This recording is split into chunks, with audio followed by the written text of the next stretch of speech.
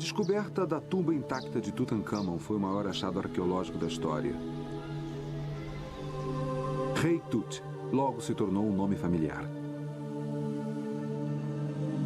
Todos sabem sobre os seus tesouros dourados, mas muito mais interessante é a história de sua trágica infância, seu extraordinário caso de amor e sua súbita e misteriosa morte. Agora, novas pistas estão revelando o homem por trás da máscara de ouro, o verdadeiro Tutancâmon. O mistério de Tutancâmon.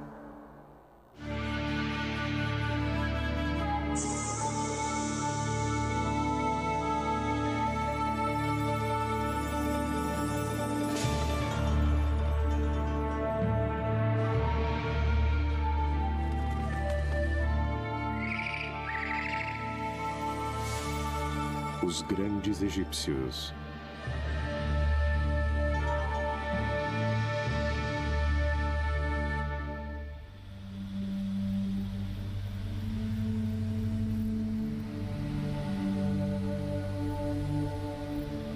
Os antigos egípcios eram compulsivos quanto ao registro de sua herança.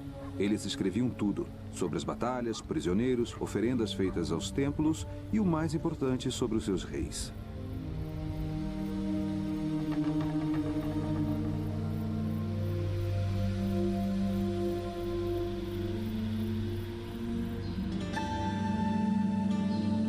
Se um egípcio queria impressionar um estrangeiro com a civilização egípcia, ele desandava a ler uma lista de reis. Quando o grande viajante Heródoto visitou o Egito, ele disse: "O sacerdote leu-me, de um registro escrito à mão, os nomes de 330 monarcas." Os egípcios tinham tanto orgulho de sua longa história que registravam os nomes de seus reis nas paredes dos templos. A lista que está melhor preservada encontra-se no templo de Sete I, em Abidos.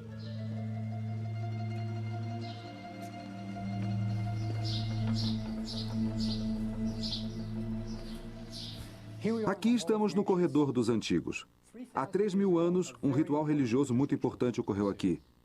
Sete I, lendo os nomes de seus ancestrais, garantiu que eles receberiam alimentos no mundo por vir. Este é Sete. E este jovem com uma trança sobre a face é um príncipe chamado Ramsés, que depois ficou conhecido como Ramsés o Grande. Em sua mão, ele segura um rolo de papiro. Ele está lendo os nomes. E aqui estão os nomes dos reis. Eles vão de Menes, o fundador do Egito, ao próprio Sete. Cada nome está numa cártula. É uma moldura de corda ovalada que magicamente circunda o nome do faraó. Um pouco de proteção mágica sempre ajuda. Acima, ele diz o que está acontecendo. É uma oração para os mortos. Kiptah Socorro-Cyrus, o senhor da tumba, que está no templo de Sete, possa dar oferendas aos reis do Alto e Baixo Egito do Senhor das Duas Terras, Sete I.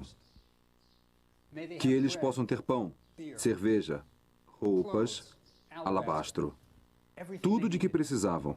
E aqui estão os nomes dos reis que receberiam essas oferendas. Aqui está Quéopes, o construtor da Grande Pirâmide. Aqui embaixo, Amenhotep III. Ele reinou durante o período de maior prosperidade do Egito. Mas há um problema aqui. O nome do rei mais conhecido do mundo está faltando. Onde está Tutancâmon?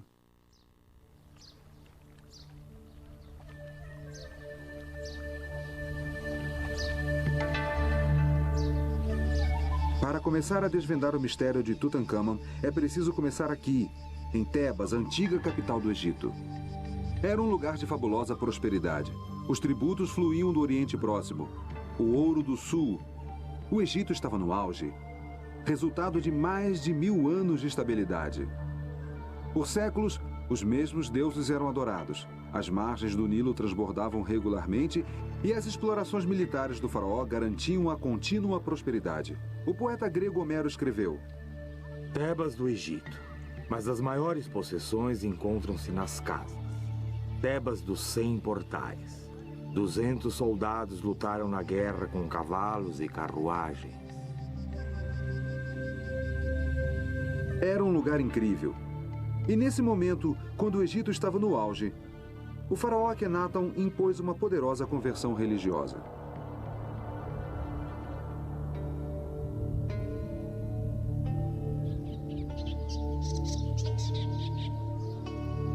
O divino e absoluto soberano do Egito tornara-se um herege.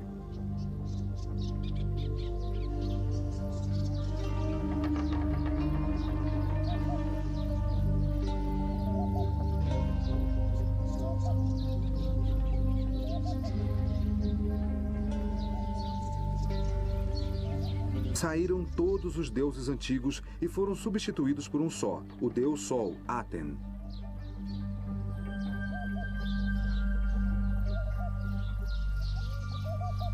Com um pequeno séquito de seguidores, ele mudou a capital da gloriosa Tebas para um descampado desértico a 150 milhas da moderna Cairo, um local hoje chamado de Tel El Amarna. Foi aqui, durante este período único dos 3.000 anos de história do Egito, que Tutankhamon nasceu.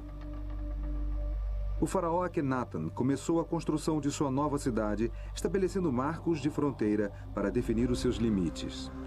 Ele proclamou que havia um só Deus, o Aten, o Deus Sol. E todos os deuses familiares que os egípcios haviam adorado por anos haviam partido. Não havia mais Osíris, o deus dos mortos, ou Anubis, o deus da mumificação com cabeça de chacal. Não mais Hathor, a deusa da música e do amor, e Bes, o anão com cabeça de leão tocando o seu tamborim. Havia apenas Aten, o disco solar, cujos raios davam vida a tudo.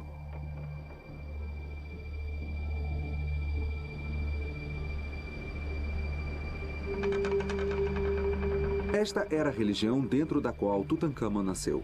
Mas essas não eram as únicas mudanças realizadas por Akhenaton.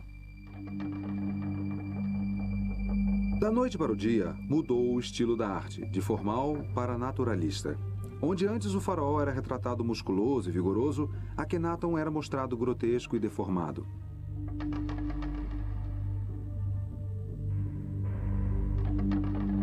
Nunca na história egípcia um faraó havia sido retratado deste modo. Suas estátuas mostravam um rosto alongado, peito inchado, pernas abauladas e braços raquíticos.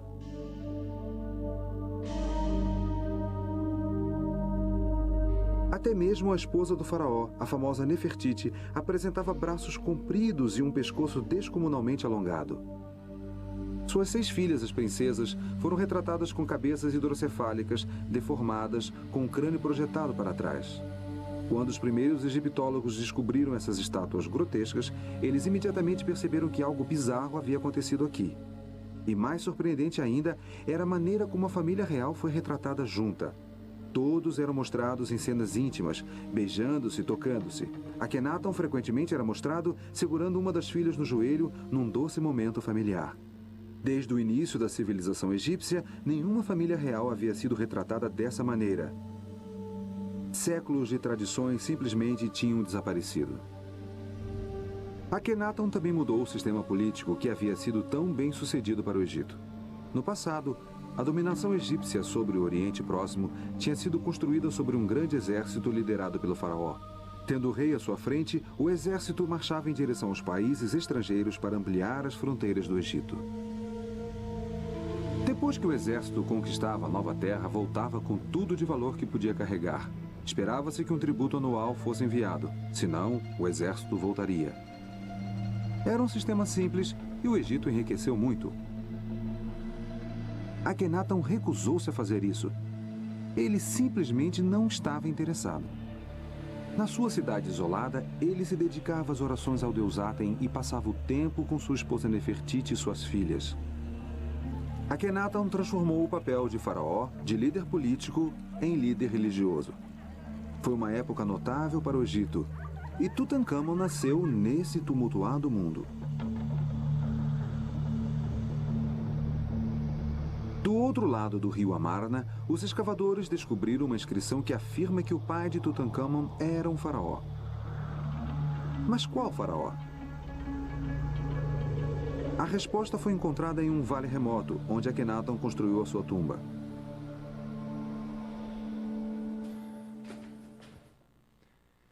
É aqui que teremos nossa primeira visão do verdadeiro Tutankhamon, o homem por trás da máscara dourada. Está nesta parede danificada. É realmente difícil de ver, mas você verá pistas que são absolutamente singulares na história egípcia. É uma cena da morte de um membro real. Veja este bebê aqui. Ele está no colo de uma enfermeira. E aqui temos um homem com um leque. Isso significa que há um nascimento real. E aqui, Akhenaton e Nefertiti. Eles estão de luto jogando areia sobre suas cabeças. Uma tradicional maneira de demonstrar luto. Aqui está a cama onde a princesa morreu. E aqui está ela. A morte desta princesa permitiu que Jeffrey Martin, um dos maiores egiptólogos do mundo, fizesse uma importante descoberta.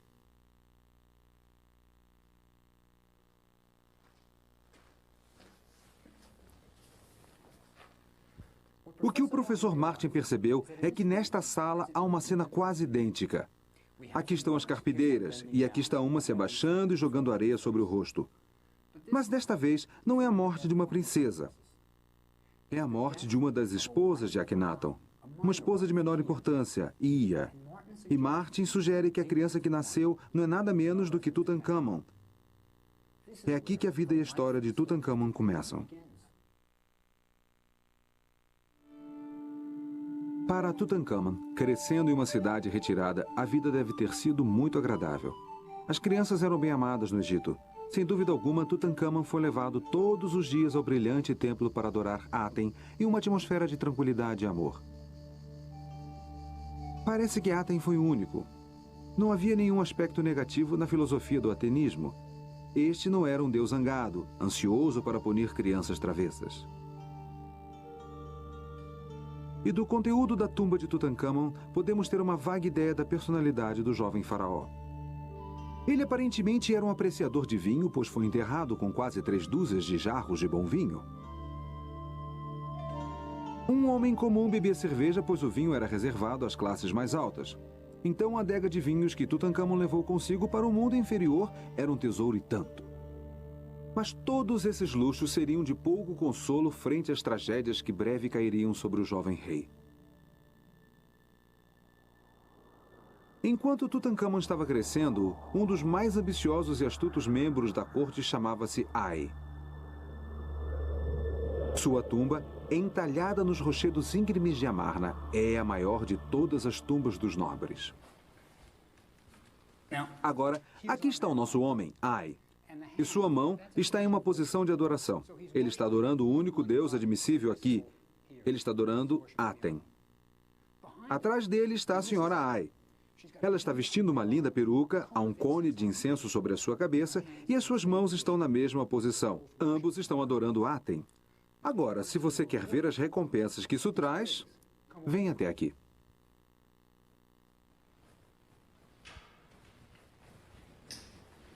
Aqui está uma cena que mostra como você era recompensado em Amarna. Aqui está Akhenaton. E atrás dele, Nefertiti. Mas bem acima dele está o Aten, o disco solar, com seus raios descendentes. E o que eles estão fazendo aqui é dar colares de ouro a Ai e a sua esposa. E o legal é que as crianças estão junto. Há 3 princesas ajudando o papai. Uma das princesas está segurando uma bandeja com colares de ouro que está passando para sua mãe. E você pode dizer exatamente quando essa parede foi entalhada, pois há 3 princesas. E Akhenaton e Nefertiti tiveram 6 filhas. Isso situa a cena bem no meio do reinado de Akhenaton.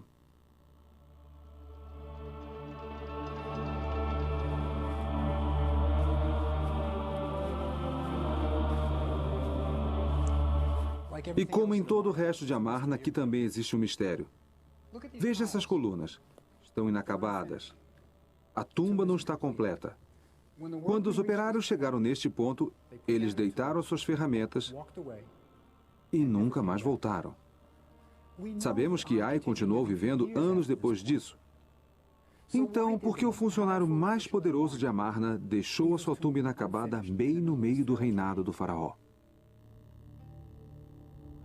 Ai interrompeu o trabalho em sua tumba porque não estava bem em Amarna e não tinha a menor intenção de viver ali. Akhenaton era um líder religioso, mas econômica e politicamente o Egito estava em rápido declínio. Os territórios estrangeiros foram perdidos. Os embaixadores egípcios escreveram que não eram mais respeitados e que o exército estava abandonado. Até mesmo a nova religião não era um sucesso. O povo sentia falta de seus antigos deuses e Akhenaton e Nefertiti foram obrigados a subornar os habitantes de Amarna para que aparentassem fidelidade. No 17º ano de seu reinado, Akhenaton morreu, sob circunstâncias desconhecidas. Algum tempo antes da morte de Akhenaton, Nefertiti não é mais citada, e só podemos presumir que ela também tenha morrido.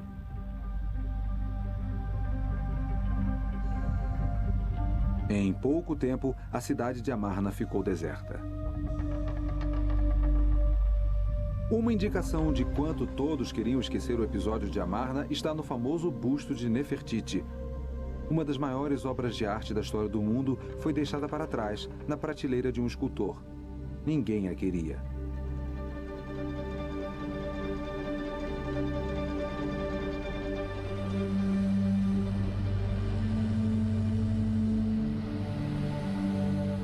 O Egito agora estava sem rei ou rainha. O pequeno Tutankhamon casou-se com sua irmã por parte de pai, Ankhesenamen, de 11 anos e meio. O jovem Tutankhamon, o único herdeiro homem, tornou-se assim faraó.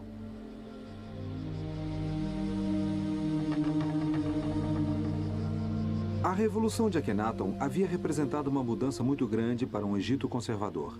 Tebas, com seus 2 grandes templos, tornou-se novamente o centro religioso do país, onde milhares de sacerdotes, negligenciados durante os 17 anos da experiência de Amarna, finalmente puderam retomar os seus rituais e adorar os deuses do Antigo Egito.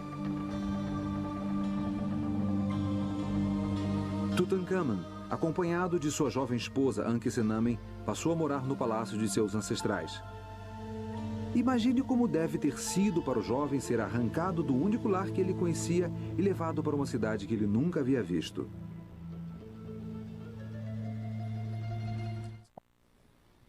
Na sala do trono, um órfão de 11 anos iniciou seu reinado como rei do Alto e Baixo Egito, senhor das 2 terras, Tutankhamon. Mas é certo que o jovem Tutankhamon não tomava as decisões de Estado. Com certeza era Ai, promovido ao papel de vizir, o maior cargo oficial da nação, que estava determinando o destino do Egito.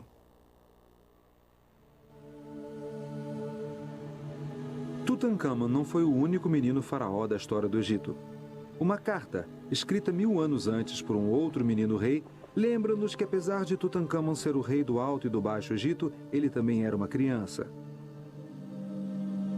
Durante o reinado do jovem Pepe II, seu vice-rei, Tunúbia, escreveu-lhe para dizer que estava voltando com um pigmeu. Um excitado Pepe respondeu com instruções. O vice-rei ficou tão honrado ao receber esta longa carta do jovem faraó que fez com que ela fosse esculpida na parte externa de sua tumba em Assuã para que todos vissem. Venha para o palácio imediatamente. Deixe tudo e traga o pigmeu. Quando ele descer com você para o barco, que ele seja guardado por um homem forte de cada lado. Cuidado para ele não cair na água. À noite, quando ele dormir, escolha homens de sua confiança para dormir com ele na sua tenda. Inspecione-o 10 vezes por noite. A minha majestade deseja ver esse pigmeu mais do que os frutos do Sinai e de Punt. Ele pode ter sido um faraó, mas ainda assim era uma criança. Nas suas jovens vidas, Tutankhamon e sua esposa Ankhesenamen já tinham visto muitas tragédias.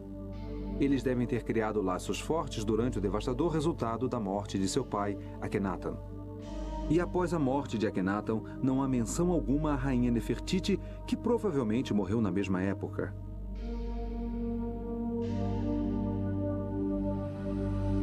Agora eles eram órfãos, forçados a se mudar para Tebas, deixando para trás o seu lar, sua religião e até as memórias de seu amoroso pai, agora considerado um herege.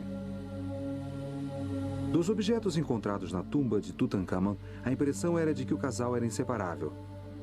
Uma das peças mais tocantes encontradas na tumba era um pequeno relicário de ouro que uma vez abrigou uma estátua de Tutankhamon.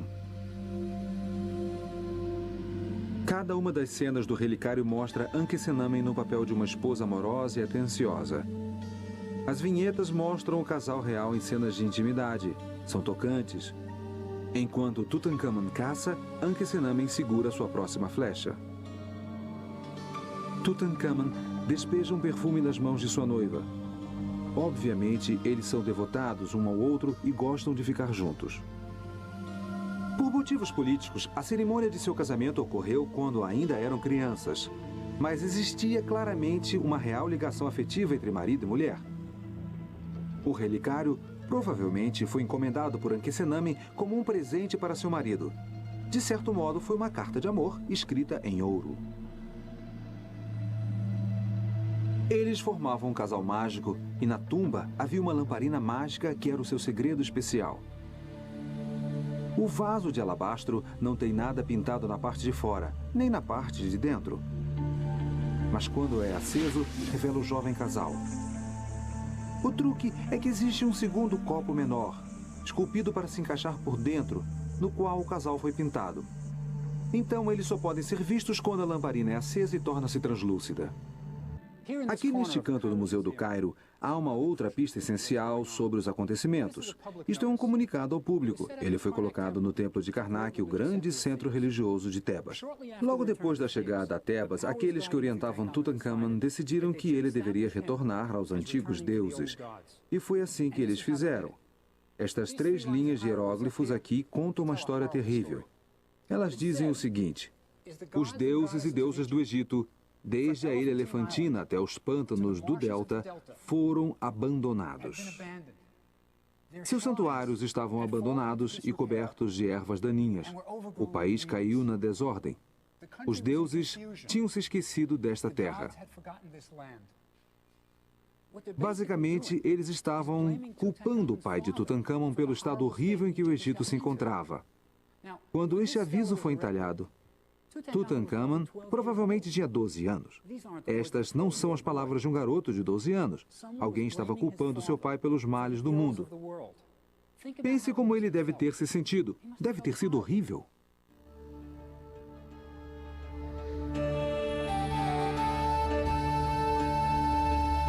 Quando Tutankhamun voltou para Tebas, uma das primeiras coisas que fez foi completar um monumento começado por seu avô, Amenhotep III.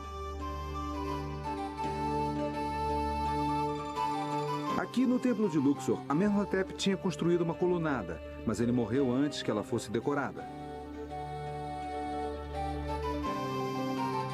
As cenas que Tutankhamun escolheu são do mais importante e tradicional festival em Tebas, o Festival de Apet.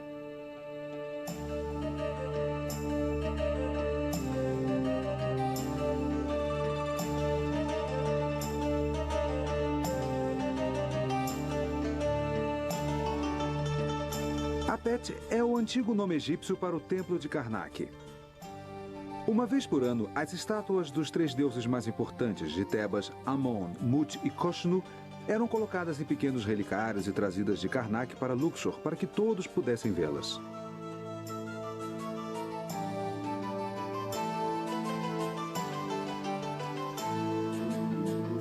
Havia procissões e as mesas eram empilhadas com peças de carne como oferendas para os deuses. Músicas, palmas, cantos e danças. Era um momento de excitação e Tutankhamun retratou tudo isso.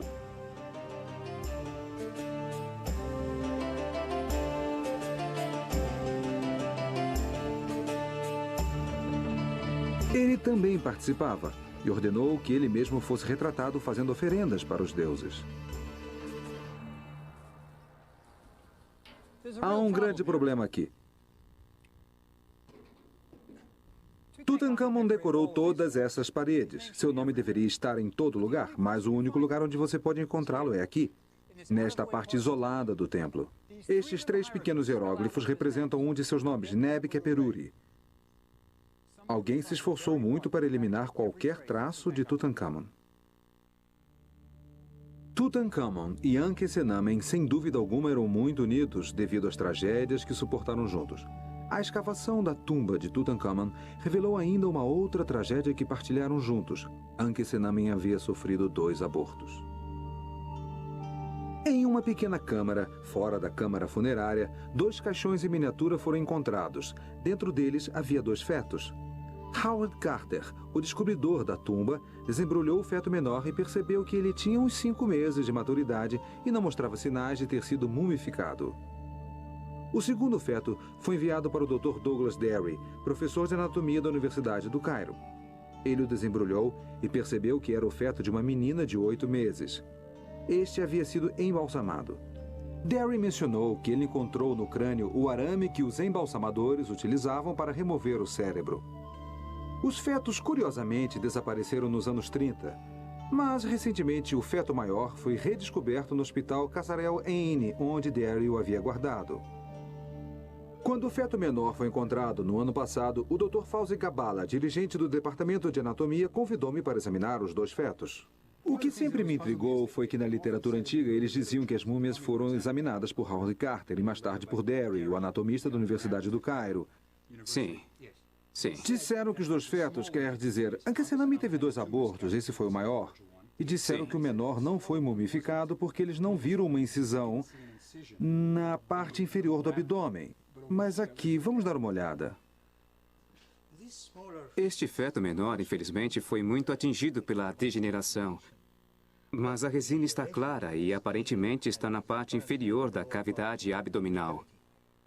Você pode ver que aqui a área não está tão enegrecida, mas a própria incisão não está aparente por causa da degeneração. E esta resina tem a mesma cor e a mesma textura e a mesma aparência do feto maior. Mas o local da incisão não está claro devido à degeneração. Está muito frágil? Sim, mas de modo diferente. Pense na habilidade dos antigos embalsamadores, trabalhando nesta menina pequenininha. Eles provavelmente tentaram remover os órgãos internos através de uma incisão abdominal. Esses caras eram incríveis. Quando você explora o crânio, descobrirá que esta é a parede do crânio e debaixo dele está a massa de linha embebida com uma área enegrecida pela resina. Então deve ter sido embalsamada ou algo assim. Ela foi mumificada, com certeza. Olhando para esses 2 pequenos seres humanos, só podemos imaginar o que teria acontecido se Tutankhamun e Ankhesenamen tivessem filhos que sobrevivessem. Se tivesse um herdeiro homem, as esperanças de qualquer um que esperasse ser rei se desvaneceriam, e o curso da história egípcia teria sido mudada para sempre.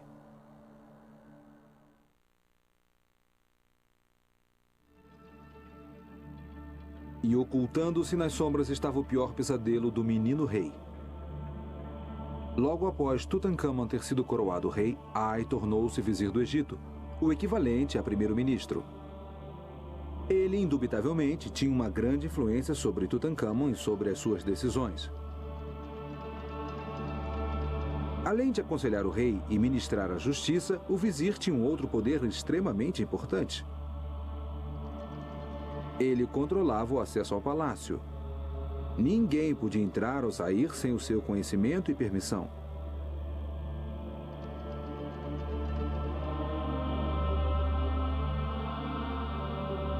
Entre os servidores de Ai, sem dúvida, havia aqueles que faziam o mal, assim como o bem.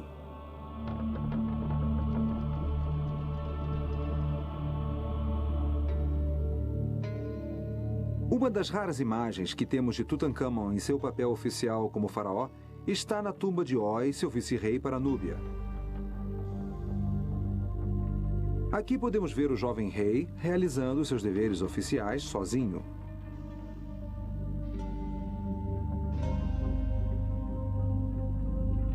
Roy era um homem importante na corte de Tutankhamun. Seu trabalho era manter o ouro fluindo da Núbia para o Egito.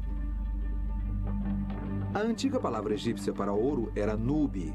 Então, a Núbia, o Sudão de hoje, era onde se encontrava o ouro. Com certeza, o ouro para o caixão de Tutankhamun pode muito bem ter sido obtido devido aos conscienciosos esforços de Roy. Enquanto Roy volta da Núbia, podemos ver os seus cavalos espiando de seus estábulos.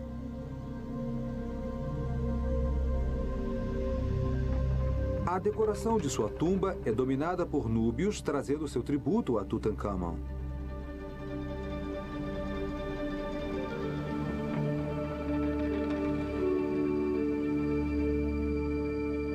Girafas, macacos e inúmeros anéis de ouro.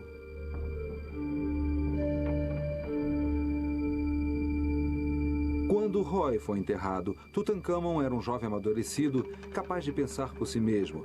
e provavelmente não mais querendo ser manipulado pelo seu poderoso vizir Ai. Esta nova independência deve ter lhe custado caro.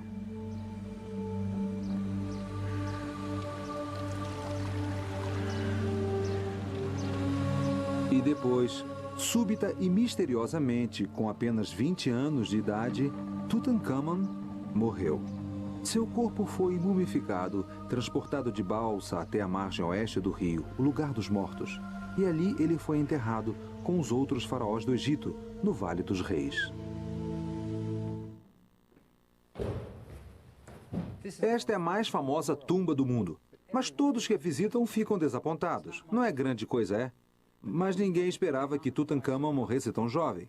Ele não teve tempo de preparar uma tumba apropriada. Mas ainda existem coisas maravilhosas dentro dela, como aqui. Tutankhamon ainda está aqui, neste sarcófago. Não é legal? Ele foi o único que deixaram em sua tumba. E aqui estão outras coisas maravilhosas, as pinturas. Se você souber como lê-las, elas lhe contarão a respeito do enterro de Tutankhamon. Levou 70 dias para mumificar o corpo, e esse foi todo o tempo que tiveram para os preparativos de sua tumba. Tiveram que arrumar os caixões, os móveis, as esculturas, tudo tinha que estar aqui, e eles tinham que fazer os rituais religiosos. Mas eles também tinham que escolher um novo rei, e isso era um problema. Tutankhamon não deixou nenhum filho, e o único membro real vivo era Ankesenamen. Mas a parede aqui, ela mostra o dia do enterro. Aqui está a múmia de Tutankhamon. Ele está num trenó funerário. E esses 12 caras aqui, eles o estão puxando para dentro de sua tumba. E as pequenas faixas na cabeça são para o luto, e esses são os funcionários no palácio. Mas você sabe o que não está ali? Ai! Ele está aqui. Olhe com cuidado e veja o que ele está vestindo. Está vestindo uma pele de leopardo. Este é o traje de um alto sacerdote. E Ai está fazendo o papel do alto sacerdote, realizando a cerimônia da abertura da boca em Tutankhamon. Ele vai dar a ele a vida e o fôlego para o mundo do além. Mas olhe de novo, não é só isso que ele está vestindo. Nesta cabeça está a coroa de Faraó. E a cártula sobre a sua cabeça? Ela tem o nome de Ai.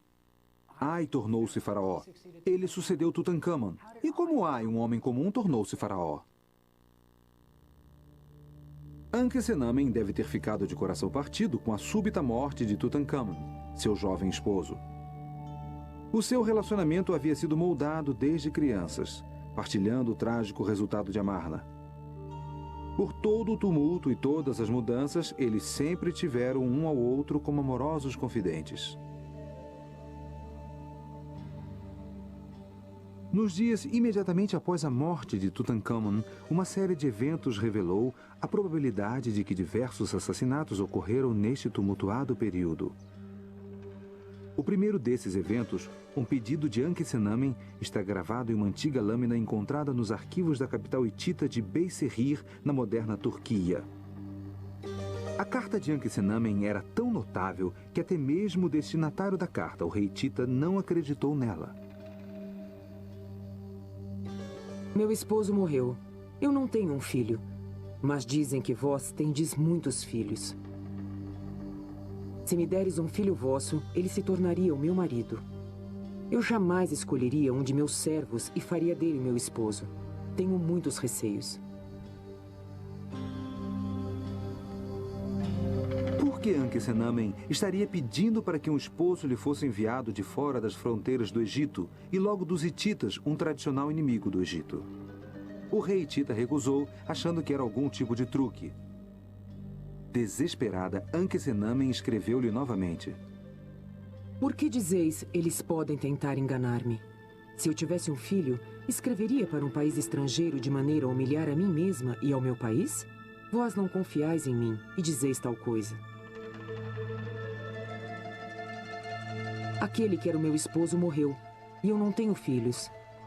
Devo, por acaso, tomar um de meus servos e fazê-lo meu esposo?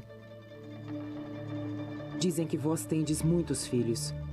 Dê-me um deles, e ele será o meu esposo e o rei das terras do Egito. Então o rei enviou um de seus filhos ao Egito para desposar a desesperada Ankesenamen, mas ele nunca chegou lá. Em algum lugar, no campo aberto de uma fronteira egípcia, ele foi assassinado. Por que Ankhesenamen estava tão determinada a encontrar o marido fora das fronteiras do Egito? Em cada uma de suas cartas, ela declara que nunca irá se casar com um servente. Esta não é uma frase comum. Deve ter havido alguma ameaça específica. Quem estaria forçando Ankhesenamen a tomar um homem comum como esposo? A resposta foi encontrada mais de 3.000 anos depois, na loja de um conhecido negociante de antiguidades no Cairo. Na primavera, Percy Newberry, um egiptólogo, encontrou em uma loja um anel com 2 cártulas. Uma de Ankhesenamen e outra de Ai.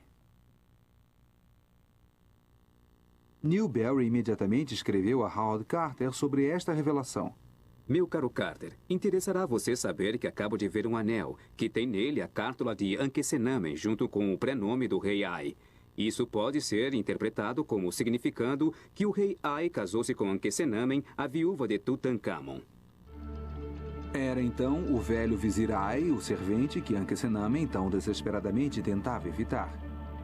Suas cartas urgentes ao rei Tita, o anel encontrado pelo professor Newberry e as cenas de Ai na parede de Tutankhamon confirmam que Ai sucedeu Tutankhamon como rei do Egito, desposando a assustada jovem viúva. O que aconteceu a Ankhesenamen após o seu casamento com Ai?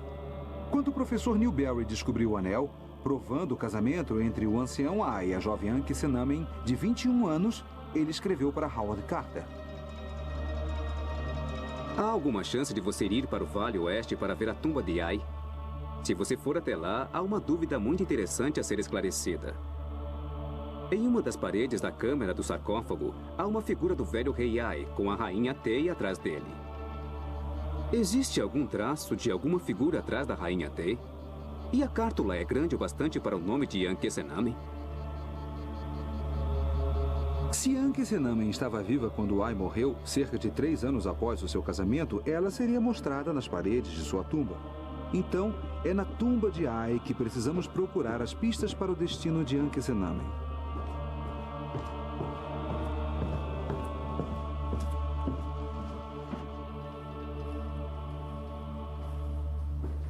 Ai mandou pintar várias cenas nas paredes de sua tumba. Estas são religiosas. Mostram os deuses recebendo Ai, as orações estão sendo feitas por ele.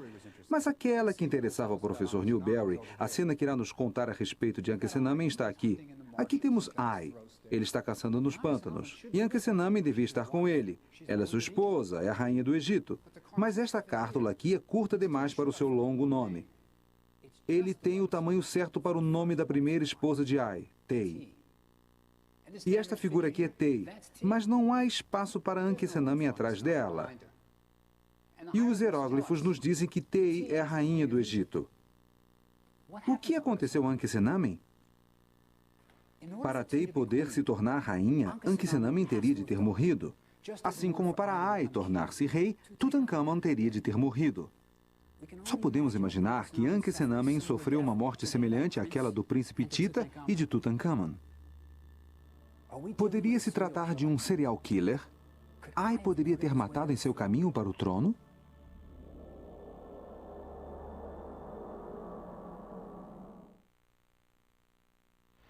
Em 1968, mais uma peça na misteriosa morte de Tutankhamon se encaixou. O Dr. R.G. Harrison, um anatomista inglês, realizou um exame médico singular. As autoridades egípcias concederam a permissão especial para a abertura do sarcófago de Tutankhamon uma única vez desde 1920.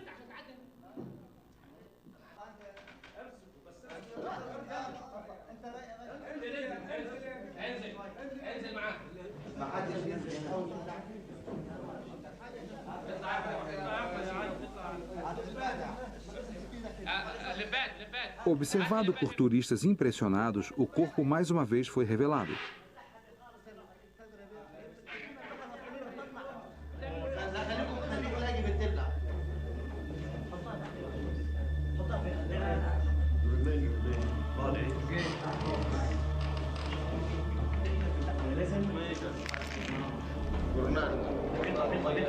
Nessa época, já havia máquinas de raio-x portáteis e, pela primeira vez, o corpo de Tutankhamon foi radiografado. Os resultados foram dramáticos, pois Harrison identificou evidências de um golpe na parte de trás do crânio do rei morto. Isto está dentro dos limites normais, mas na verdade pode ter sido causado por uma hemorragia sob as membranas que recobrem o cérebro nesta região. E isso pode ter sido causado por um golpe na parte de trás da cabeça, o que por sua vez pode ter causado a sua morte.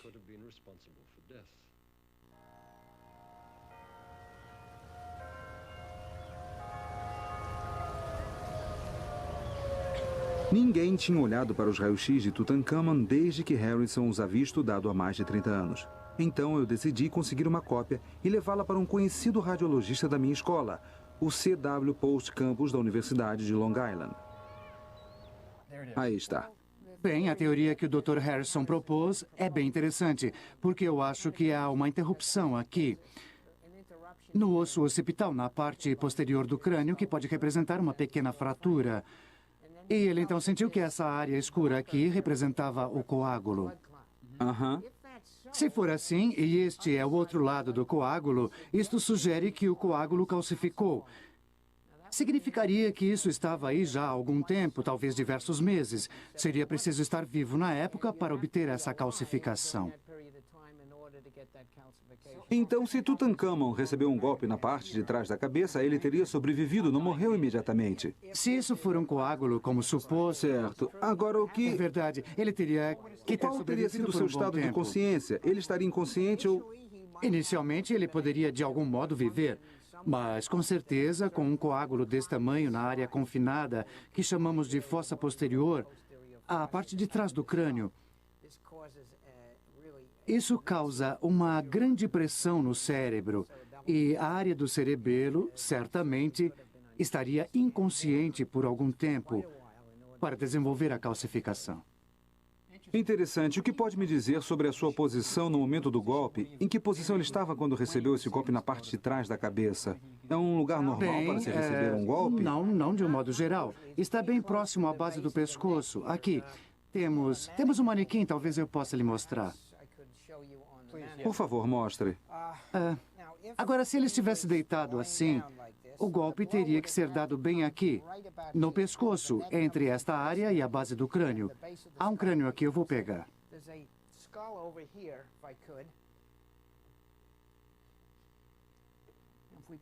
E se o pusermos na mesma posição, a coluna cervical seria aqui. Certo. E a área que pensamos estar fraturada está bem aqui. Então o golpe teria que ser dado assim. Então ele poderia estar dormindo com o rosto para baixo quando o golpe foi desferido. É verdade. Ou a sua cabeça poderia estar assim.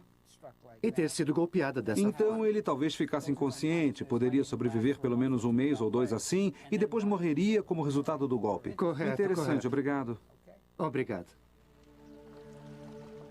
A nossa nova prova do raio-x sugere que Ai teve de fato vários meses para tramar o seu caminho para o trono. Se Ai assassinou Tutankhamon, Ankhesenamen e o príncipe Tita, por que ele não foi levado à justiça? A resposta está escrita nas paredes da tumba de Hekmarai, que registrava os deveres e poderes do vizir.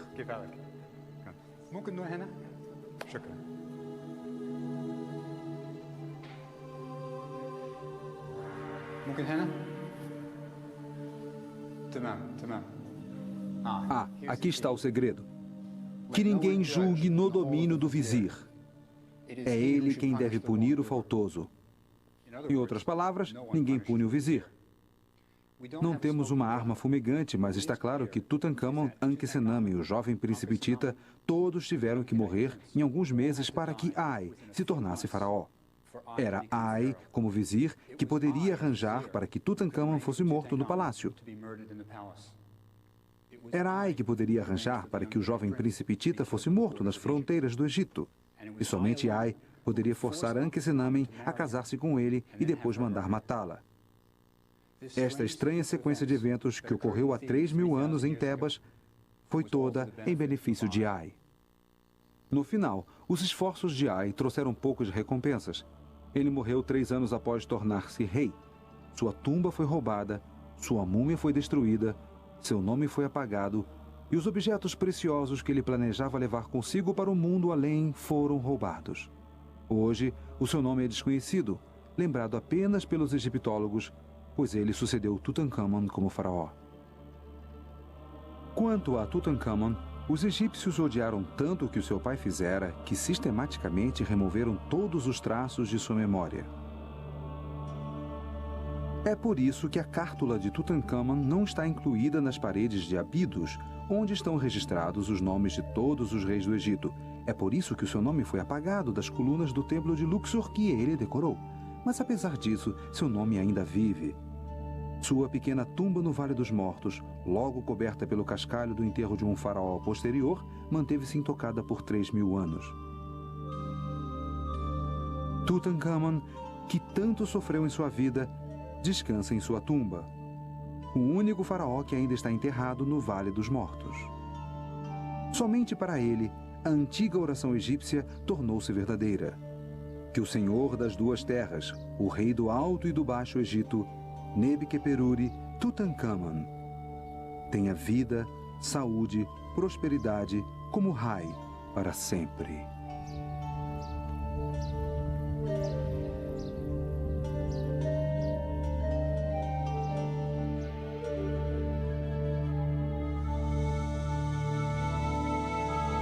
Versão brasileira. Tempo Filmes, São Paulo.